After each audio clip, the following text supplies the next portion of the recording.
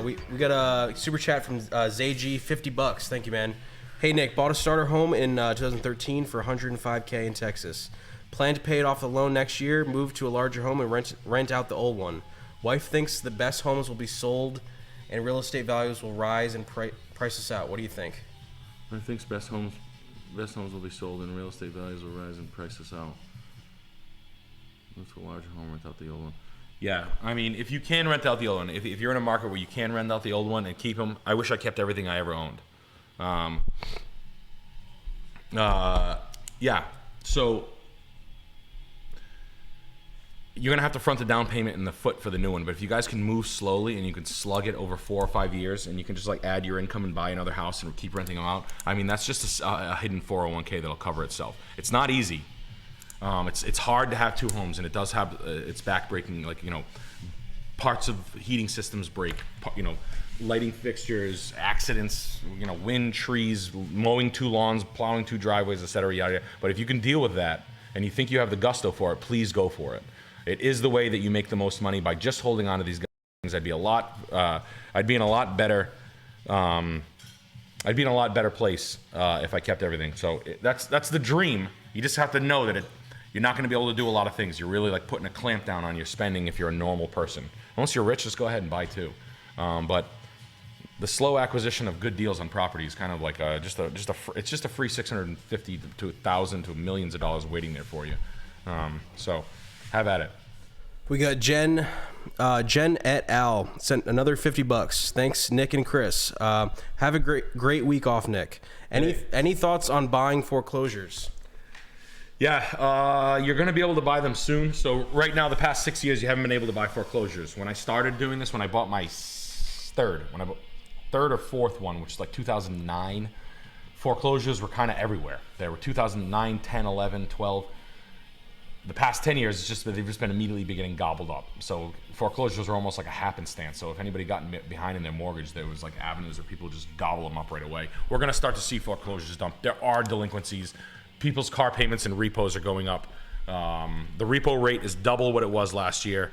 It's up to 5.5%, 6% of repossessions right now, which is bad. That's a sign. That's a telltale sign. People are going to lose their jobs and people are going to foreclose on houses. Now, when you buy a foreclosed house, I don't know, man. I feel like I feel like foreclosed houses sometimes, very rarely are they the we're talking about. I'll just be real with you. Mine was a foreclosure. Yeah, but I don't know. But you bought in that time. You bought in that like weird time in a segment. I got lucky. You know where I would look for foreclosures in an area that's up and coming for real. I wouldn't look for foreclosures in like the well, first of all, good people pay their bills. Good houses, people pay their bills. Good homes. So it's like a foreclosed piece of shit. It's got to be real cheap and real downtrodden, and real, you know. Sometimes it don't matter, and it doesn't really make that. It's just a neglected piece of shit. And then we got. But it's fine. And you got to jump through a few more hoops. Just a couple. We got Kick Jack sent $25. He didn't give a location, but he said, hot small town, downtown, no homes under 400K available, no lots under 250K available, except one. A lot that's 18 feet wide. Yeah. Also found tiny homes someone built. Lot and home about 120.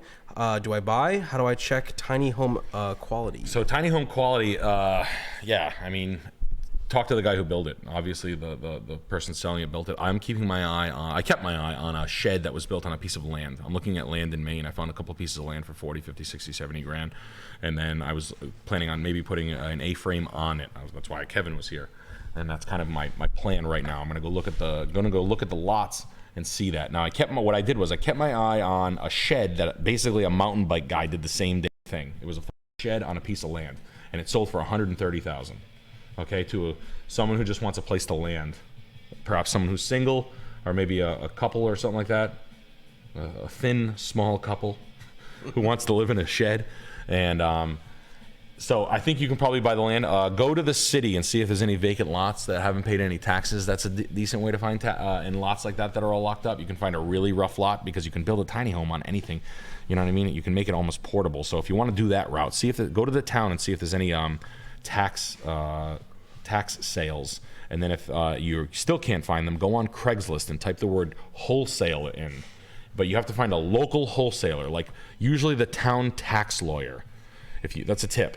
If you guys really just want to find the cheapest lot in this town you're in, and it's kind of a podunk town, go to the local, well, I'm like, I'm so steamed from getting my bell wrong. Go to your local title attorney. And title attorneys kind of have to write titles on these things from investors, so they kind of have their eye on everything. Those guys are like a source of information. Sometimes they're pricks, so just keep that in mind. 18-foot lot? Yeah, just a skinny lot. Okay. It's a skinny lot that was cut off years ago, like an old mill lot. Okay. Someone got left with the raw deal. Sometimes people put tiny homes on them. City of Providence has that happen all the time. Okay. But yeah, that's a decent way when you're in like an overpopulated and lots are so expensive. And if you can't swing it, tiny homes, dude, and for all of you people who think about putting tiny homes up, because I get that a lot. I'm actually shocked at how much people ask about like tiny homes or putting small cabins on pieces of land. Go live in one first, please. Go stay in one for one night, because I did, and I hated it. We got Scott Zeri sent $50. Thanks, man. Any advice or gotchas on pros and cons of building versus buying? I have a 6-digit savings cushion, 800 credit, and not in a rush at all. Okay. It would be my first move into owning real estate. Is it worth the stress to build new in today's market, or would I come out ahead? Depends on where you are. The thing about like having like you worked pretty hard to get yourself a nice stack of a couple of $100 grand. It's hard to save money. So kudos to you for doing that. A lot of people ask me that, like build versus buy.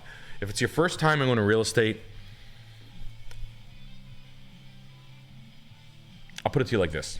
If there's a house with a good septic, electrical tie-in, a foundation, and some walls already up that you can cut the shit out of it and then reframe the whole thing, you're better off doing that than starting completely new, because of the septic tank, which is total cash. That's $30,000 right after. Say you have let's just say you have $100,000 saved up and you want to buy land. First of all, getting a construction loan is pretty hairy. You have to own the land. Say you find a lot for 100 grand, bang, you're down to $0.